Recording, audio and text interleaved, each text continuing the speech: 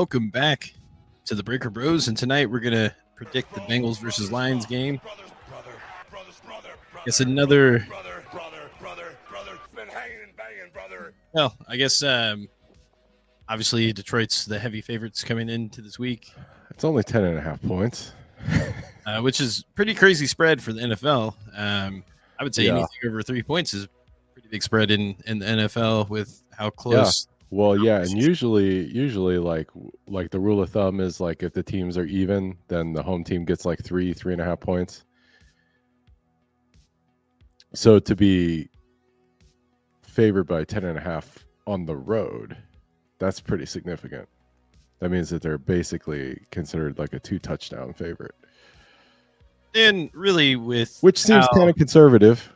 Well, you know, yeah, I guess it's a fair, I guess, estimate or prediction based off how the Bengals have been playing and how well the Lions have been playing. I mean, feels like the Lions are in a pretty good spot. I don't know if they're hitting on all cylinders, but enough. Well, I mean, they're winning their games and they played some pretty good competition. It's just until the Bengals figure out how to get the offensive going, you know, they're not going to be favored in a lot of these games coming up. So I don't know. They have a lot to prove this week. It's a home game. I believe it's Stripe the Jungle, so hopefully the crowd shows out. I don't know how enthusiastic they're going to be. Oh, wait, is this the afternoon game? I thought it was a 1:00 game. No, it's at 3. Oh, before your time. Okay. Oh, geez. Yeah, it's a semi primetime game. I mean, it makes sense. I mean, going into the season, especially if Burrow is still playing, this is. Well, yeah. I mean, by the record, it's really not a bad matchup, but you know, the Bengals are a while. Feels like they are forever away from the 2-0 start right now. Well, and I think that's where they kind of have to start, right? Like, we can't just expect them to turn everything on a dime and fix all the problems at once. It's just. What's the first problem they're going to fix?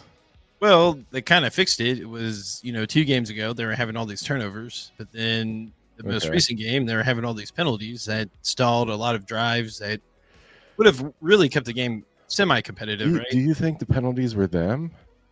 Or do you think it was just, like some kind of rewatching the game, new ref kind of thing? A lot of those penalties were pretty consequential to the Bengals because they were consequential, but did they actually do the penalties?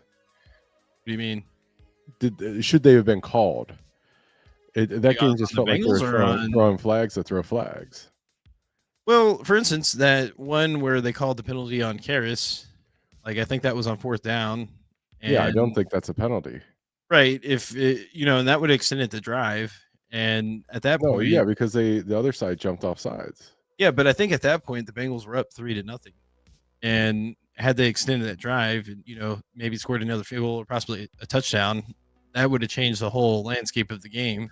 Well, I mean, I think generally speaking, throwing a ton of flags in that game favored the Broncos, even if they were called on everybody, because the Broncos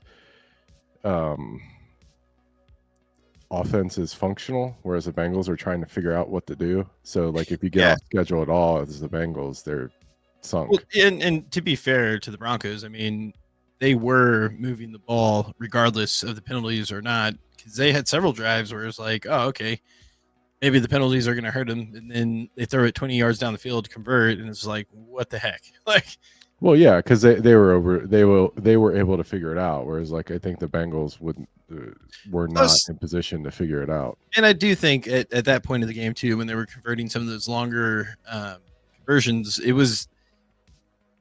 they had twice as many plays, I think, on offense than the Bengals, maybe even more than that. And I think at that point, the defense is probably pretty worn out. And that's why it's so important that the offense has to figure something out. They got to score touchdowns. That's first and foremost.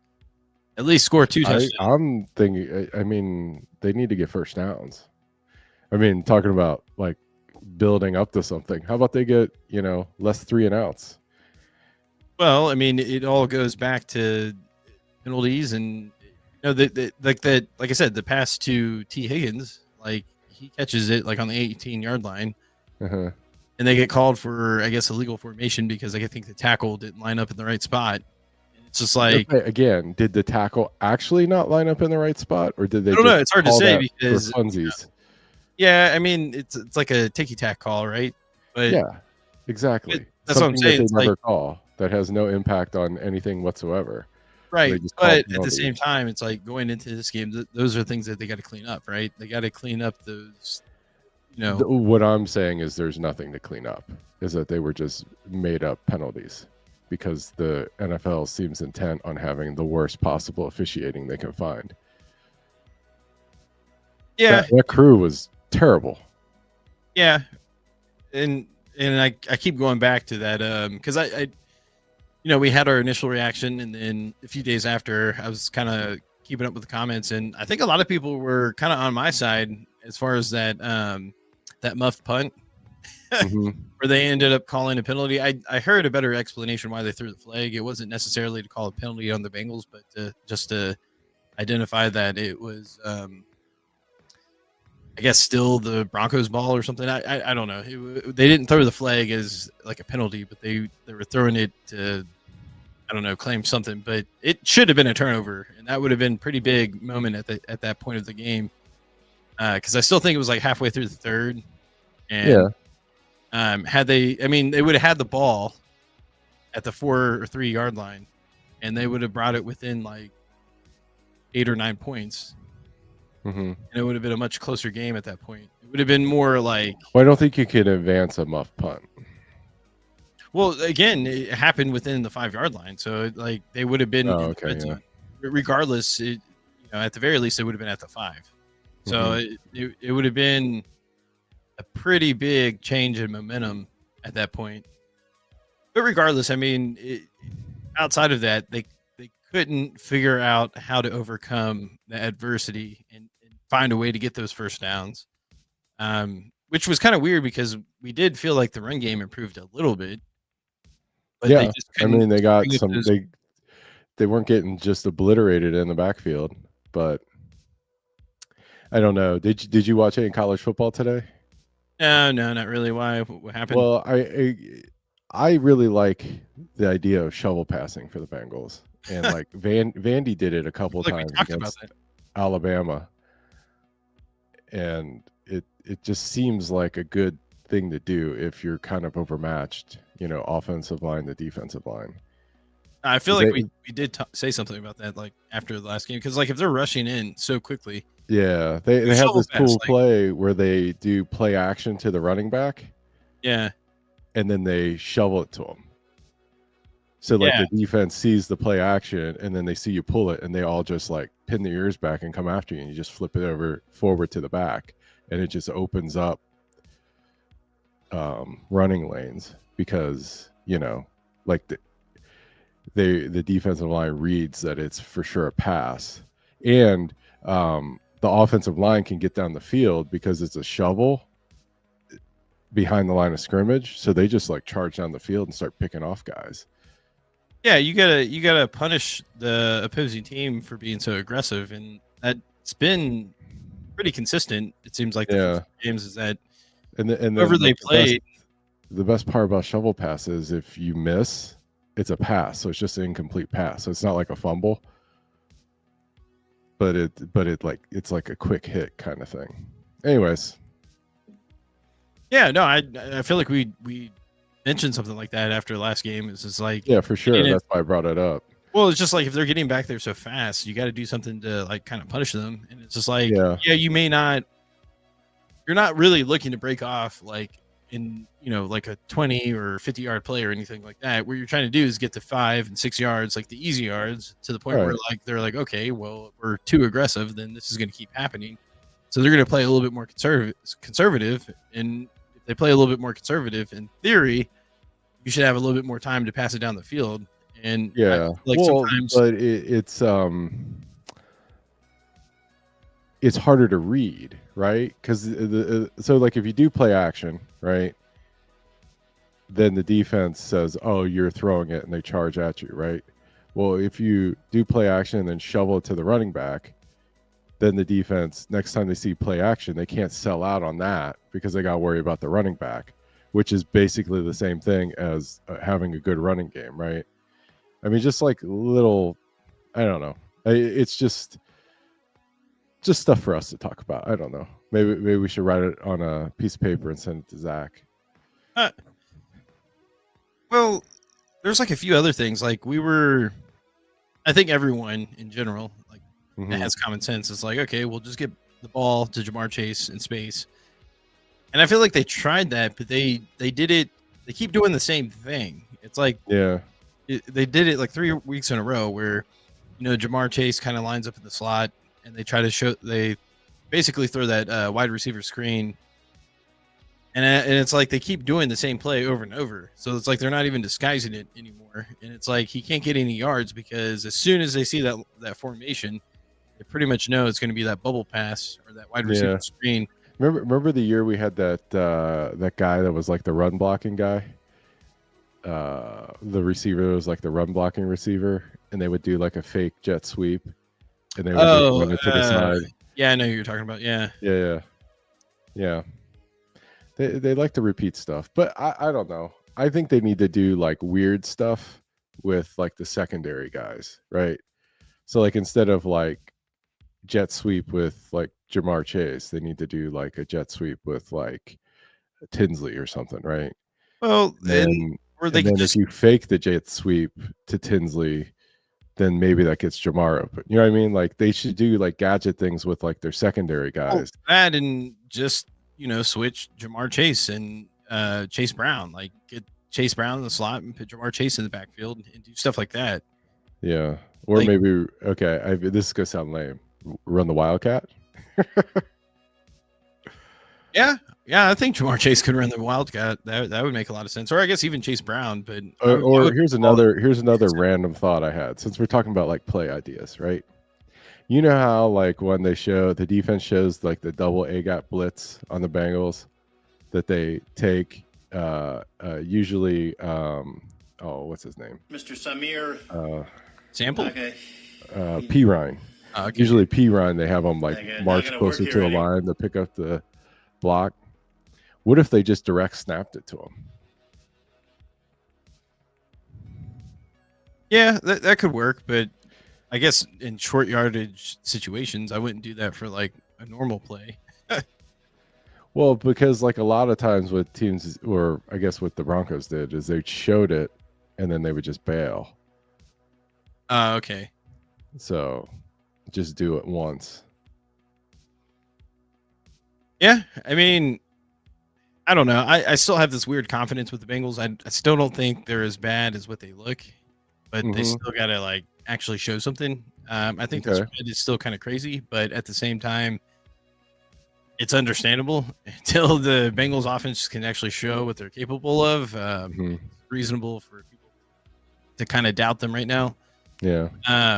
But I it's still like going to be at home, and I feel like the crowd will be in it. Yeah. I don't know. It seems like Cincinnati's love these type of games where there's a little bit of a theme with the stripe the jungle. So hopefully the crowd is going to be into it. Yeah, and they need more stripes. That'll fix it. And I mean, the reality of the situation is that the Bengals are 2-2. I mean, they're not like they're in second place. They're in second place. The Which Steelers is are off this week. Ironically, like their best start in September in probably 4 years, right? 4 years, 4 or 5 years, at least. So the division looks much weaker than what most people anticipated, and the Ravens. It looks like Lamar Jackson's going to be out another 2 or 3 weeks, and they have a few other key starters that are not going to play. So, they might slide a little bit more. I mean, they still have really good potential to come back. I think their schedule kind of lightens up the second half of the year. I think they had a pretty tough schedule so far. But I could see them losing the next, maybe 1 or 2 games. I think they play the Texans, and then I think they have to play the Rams. And I think there's going to be 2 tough games, especially without Lamar Jackson. But I think they're still missing a lot of key defensive players. So And then, of course, the Browns are the Browns. They have a pretty solid defense, but they don't really have anyone on offense or quarterback wise to really push the ball down the field. Yeah, I think the Browns are tanking. I mean, it would make sense for them to do that. And then the Steelers, I mean, yeah, they're playing good, but I question how long that's actually going to last. I mean, I don't know. I've always been an Aaron Rodgers fan, so I like him. think the Steelers He's are just pretty in the good. worst possible division to try to like do what he's doing because once he starts playing the division a little bit more, he's gonna get hit quite often. I mean, that's part of playing in the AFC North is that got to survive the AFC North, and I feel like once he goes through that gauntlet, it's gonna kind of catch up to him because I mean, I don't know. I didn't see him play for the Jets that much, so I remember Green Bay Aaron Rodgers, who could kind of move around the pocket and get out of trouble. no, he's not. but- He's not that anymore. He's in terms of like his mobility, he's like a shell of himself. But I mean, his arm is still pretty decent. It's just like as long as he's pretty got, decent. yeah. I mean, it's not prime Aaron Rodgers. I mean, he's still at his level better than most starting quarterbacks as far as arm, but it's not like prime Aaron Rodgers. This is like Okay. for them probably a step up from Russell Wilson last year, right? But at the same time, I think Russell Wilson was a little bit more mobile, or for sure more mobile than Aaron Rodgers. And like I said, just wait until he plays against the Browns or like the Ravens, and even the Bengals. All right, we'll see. Yeah, I mean, he's doing better than what I thought he was going to do, but I'm interested to see how he plays against the division, because it's going to be a lot tougher. He has to start going against those premier defensive ends, so we'll see. But I mean, it wouldn't surprise me if the Steelers get a wild card spot. I mean, they're in good Wild card. I mean, they're going to win the division. I don't see that. Who's better than them? I think the Bengals or the Ravens can give them a run for the money by the time towards the end of the year. Okay. All right. Hey, until we're mathematically out of it, and if we're still in week 7 and nothing has changed, then I'm sure my team's going to change. But I don't know. I would like to see this week play out. I still think they're better than what they've put up on film. It's just they got to play clean and score touchdowns. Yeah, okay. You never lose the faith. This is awesome. Well, look, I think that's part of being in the NFL. I think people kind of get too high, too low, too quickly. Yeah. Mm-hmm. The grand scheme of things, like we said, they're 2-2, second in the division. Yeah. And if they win their next 3 games, they're number 1 in the division again, no matter what happens. So, I mean, they still control their destiny, and hopefully they look at it that way, and I'm sure they do. Yeah. That's science, baby. That's fact. That's science, baby. That's I guess, nothing else to say, right? All right, you want to talk about this game? Yeah. Let's look at the grades. Okay, so we want to look at the grades, or you just want to look at the overall first?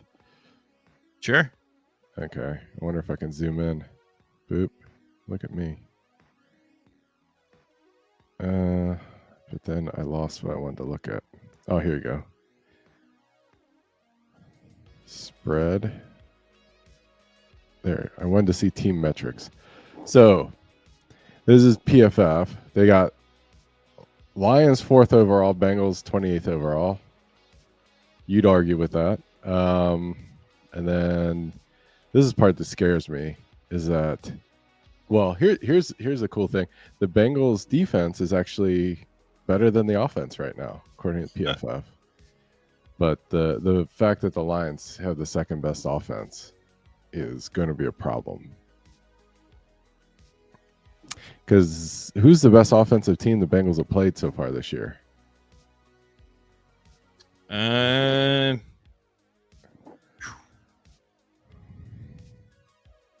that's a tough one. Well, let's look at the games. I So kind of want to say the Jaguars, Browns, but I could be wrong. Jaguars. Oof. So they haven't really played like a good offensive team yet. Well, I think Minnesota Broncos. I think. Minnesota's not a good offensive team. You sure about that? Because I feel like they have good offensive pieces.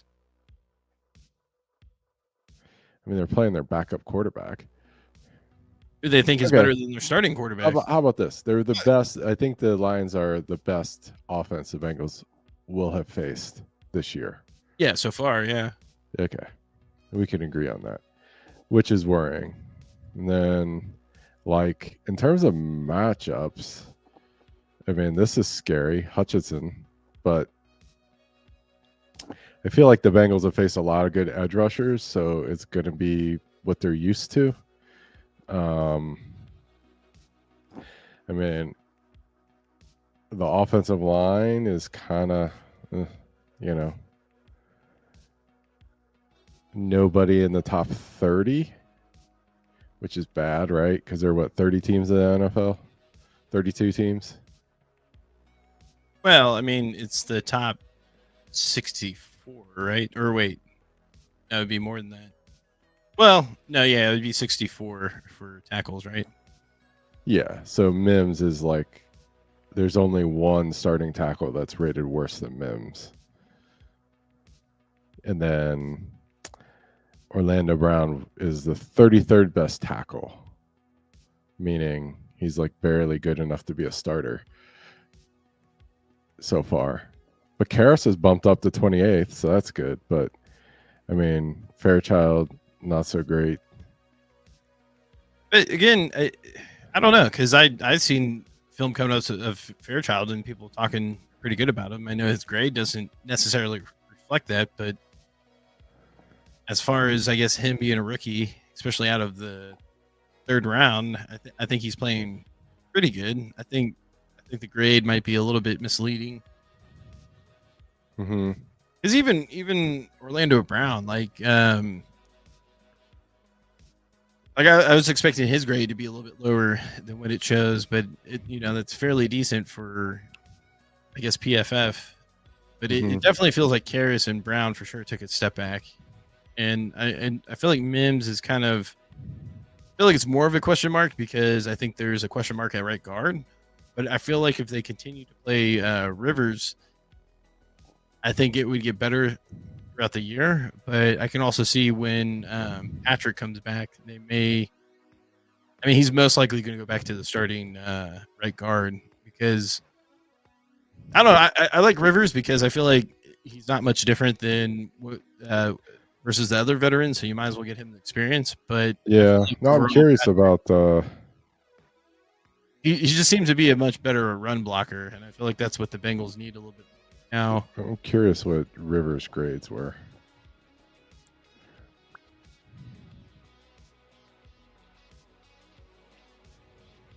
There's a way to find it.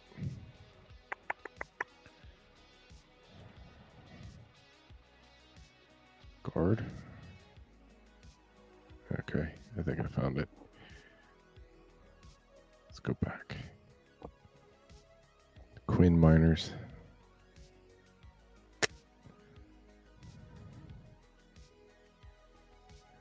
Can't search by name. Well, I'm sure you can. Am I good at it? No. Let's ignore minimum snap. So Rivers hasn't hit the minimum snap, but they got him at a 37. That seems really low. That's weird. They gave him a 19.8 in pass block. That's bad. Yeah. Well, yeah, that's bad, but it doesn't necessarily. I don't know, because when I saw this film breakup, it didn't seem that bad at all, actually. Yeah. But I think if you combine everything as a whole, like as an offensive unit, when everyone's kind of messing up, it makes everything look 10 times worse. I feel like. But if you kind of like isolate everything, you're like, oh, well, it's not too bad. But if everyone's slightly getting beat, it looks 10 times worse.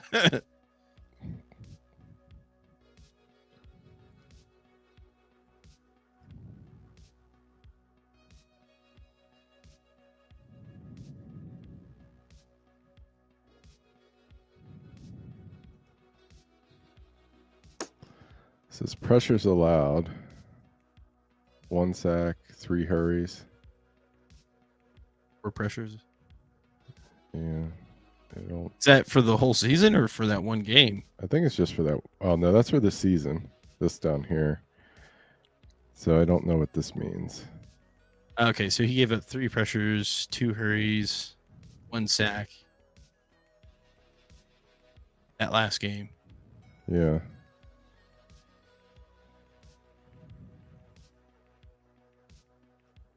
Yeah, 1 sack, 1 hurry, 2 pressures. I don't know what this stat is.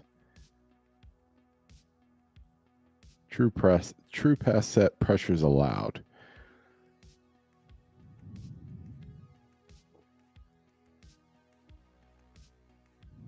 Oh, that was against. Oh, that was Minnesota. Or no, Yeah. no, no. Yeah, this is the game we're curious about.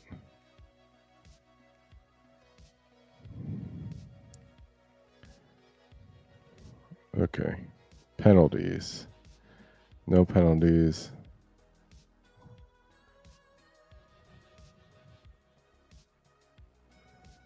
Efficiency. Pass blocking efficiency. Pressure allowed on a per snap basis. So his efficiency is 93. I don't know. That seems good, no? Yeah, it's kind of confused on that one. Yeah. I think the problem is I guess when you allow pressure, that really affects your grade. Yeah, I mean maybe it's because he gave up 1 sack and they only had 14 pass attempts. Yeah, while he was in. Yeah. It's probably what it is. He just had a limited amount of snaps that were graded. Well, I mean, I guess you got 1 sack, 3 pressures. Yeah. 3 pressures. So really 3 pressures on 14 snaps, right? Probably why he was so low. I don't know. But I agree. It didn't look quite that bad. Didn't look great, but it didn't look bad either.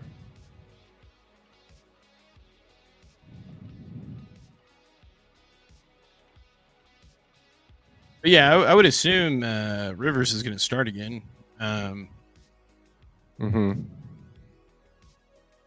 My guess is that Rivers is going to be the 73rd rated guard.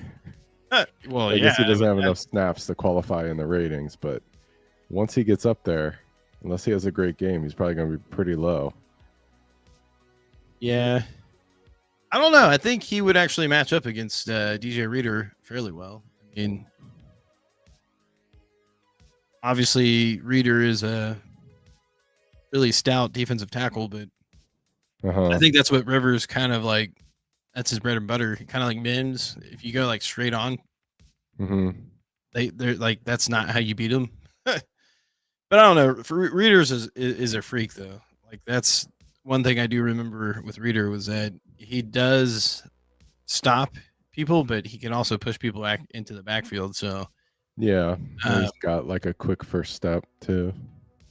But I haven't seen him really play with the Lions. Obviously not like I have with the Bengals. But when he was healthy with the Bengals, I mean, he definitely made a difference. I'm not sure if he's more of a role player with the Lions or if he's just a true starter. But yeah, I feel like if he goes straight up with Rivers, then I think that would actually go well for Rivers. I feel like on the right side, well, really throughout the whole offensive line, we have big offensive linemen, but they're just not that athletic. So they're better straight up versus trying to defend an inside or a really quick outside move. I feel like that's where they struggle. Those really athletic defensive linemen.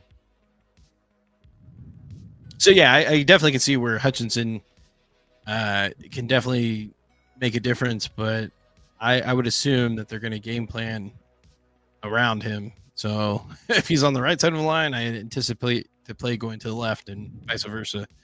Because I feel like with Hutchinson, I feel like he's probably good, equally as good as he is in the pass or as defending the run. He seems like he's a well balanced defensive end. So some of those other defensive ends are more of like a pass rusher, so it kind of makes sense to actually run at him. But I don't know if you would have the same success with Hutchinson. I feel like I think he's pretty stout all the way around. But yeah, I don't know. I'm hoping with it being a home game, I hope the crowd can make a difference. And I don't know. I expect the Bengals to not necessarily have a statement game, but just show that they do belong, and that they still are going to have a chance to win this division. And if they can get the win this week, it would go a long way, especially going into next week. Because a few weeks ago, playing against the Green Bay looked pretty taunting, but I don't think they look as good as what most people thought over the last couple of weeks. So if they can get this win, I think it would go a long way. And but yeah, I don't want to look too far ahead. But I guess Okay. did you want to get into the score prediction? Yeah, let's do that. I have a feeling I know what you're going to pick, but Yeah. So why don't you go? Do you want me to go first? wait, hold on. Is this are we showing this or no? Yeah, we're showing it. Okay. No, I'll go first. Okay. I don't know. It's like I want the offense to wake up. I know they have the potential to, Mhm. but I feel like if they are going to win, it's going to have to be one of those ugly type of games where it's probably not going to be like a high scoring game. And Mhm. I feel like the Bengals definitely need a couple turnovers go their way. Play a cleaner game with not as many or no turnovers as the Lions. So I'm going to say it's going to be like a 23-20 Bengals win. That's Okay. what I'm going with. 23-20 Bengals win. Okay. All right. So let's see. The over-under's like 50. The spread is like 10. So that means they're thinking like a 30-20 kind of roughly how the numbers look. I don't think the Bengals can score 20 points with Jake Browning. So I think it's going to be ugly. I think that the Lions are going to run all over the Bengals. I think it's going to be like 34-6 is what I'm thinking. 34-6. Holy moly. Yeah. So you pretty much think the season's over with then, huh? Not necessarily, but I don't like this game. Yeah. But it's the NFL. This also feels like a big Vegas game, Like I don't know. because I guess the 10-point spread would be more incentive to try to bet for the Bengals. But I don't know. I think most people are kind of aligned with what you're thinking, where it's going to be more of like a blowout. Yeah, I think it's going to be a blowout. Yeah, I mean, it's if you go by what has happened so far this year, then yeah, if the trend continues, then it probably won't be a close game. But I don't know. It's just I feel like the last couple of weeks the Bengals have hurt themselves more and really didn't put themselves in a position to where they had a legitimate shot to actually win the game. And I feel like they didn't have the turnovers they had 2 weeks ago with the last game, but they had so many penalties that were very consequential. And I think they had the most penalties. I think they've it was something they said on the broadcast. I think they had the most penalties to a certain. I forget what they said, but it was a ridiculous amount of penalties. Or I think but I think that the Broncos are a little bit better matchup for the Bengals than the Lions. I don't know. Because the Broncos are like smoke and mirrors kind of offense. They don't really have I think anybody the that's great Broncos, on their offense. I mean, if you're just going off of PFF grades, which is not like set in stone, but I feel like the Broncos were more balanced across their defense to whereas like I feel like the does it look Broncos like have a very good defense, but in yeah, terms of their offense, I think that the Broncos offense was like it's like a offense that they have good offensive line, but like their playmakers are not the kind of guys that are going to hit big plays and hurt you. They're just going to kind of do what they did, right? They were able to move the ball methodically up and down the field, whereas the Lions, they've got some of that too, where they can move the ball up and down the field, but they got like guys that can hit home runs, and they've got a good quarterback. Where I don't think Bo Nix is a very good quarterback, at least not in the same class as Jared Goff. So I agree with that. I think Bo Nix, like, I think he has like the physical traits that you would want mhm. for like a prospect, but I just don't think he has like he doesn't have it. I don't know because it's like But he missed a lot yeah, of easy throws where like if he's you're just trying to, he's just yeah. I mean, and he's still he's still pretty young. He can probably I develop j- I some of that just I stuff, don't. but I feel like No, when you're I an don't. elite quarterback, how some He's people he's think he could never be, he's never put it together anywhere.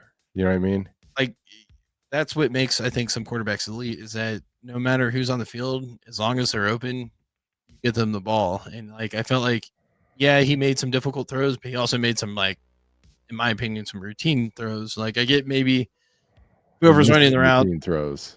Yeah, no, that's what I'm saying. Like if he's just like he underthrew or overthrew a few people that were like wide open, and it's just like, man. And we're so used to seeing like Burrow hit those people. Like if they're open, like they're gonna like get hit on stride. Yeah, but so that's what I don't like about it. They're both or the Lions have two really good running backs.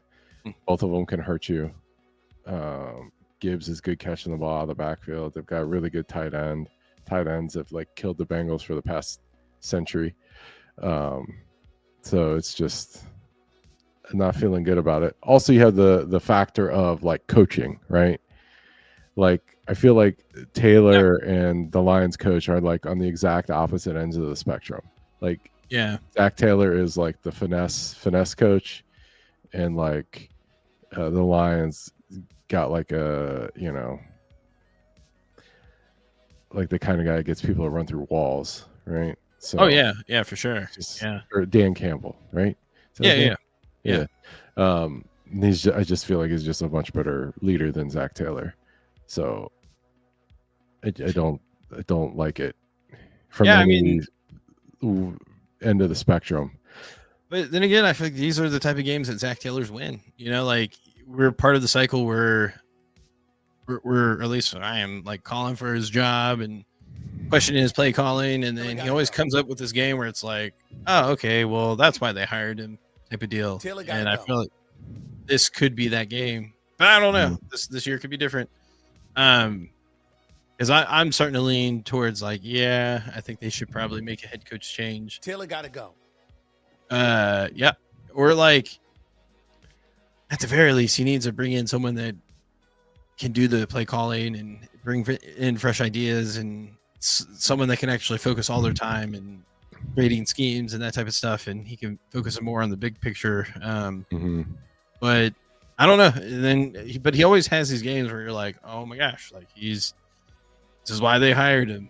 But you know, like I feel like if he was on McVay's level, then you don't have these periods where you're kind of like questioning him. Just does it.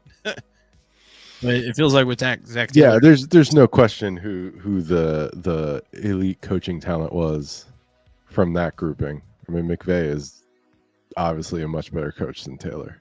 yeah, I mean, it's clear that he truly knows how to scheme things up. And look at Puka Nacua, like he's already got 50 receptions, and like he's getting the ball, and he still finds a way to get the ball, and it all comes to scheme. He knows how to put people in the right position to get the ball. To where Zach, it just takes a little while, but then once he hits a stride, they're like good for the rest of the year for whatever reason. So I'm hoping they start that hopefully this week. I was hoping it would be last week, but Mm-hmm.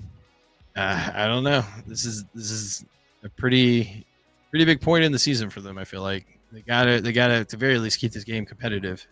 Because if it's another blowout, then it's going to be a very miserable week for Zach Taylor and the Bengals in general, but specifically for Zach Taylor. Yeah, because the matchup next week isn't good either. I mean, they're staring right down the barrel of 2-4. Yeah, I don't think Green Bay is as like threatening as I don't know. I just don't see it. I thought they were, but then they lost to the Browns and then they tied Dallas. So I mean, I don't think they're as strong as what people thought they were going to be, or at Okay. least what they showed in the first I'm couple still of weeks. on Green Bay. I still think they're good. They're a good team. I just don't think they're as good as what people think they are. I don't think they're like Detroit level good. I think it's definitely going to be a step down from Detroit to Green Bay.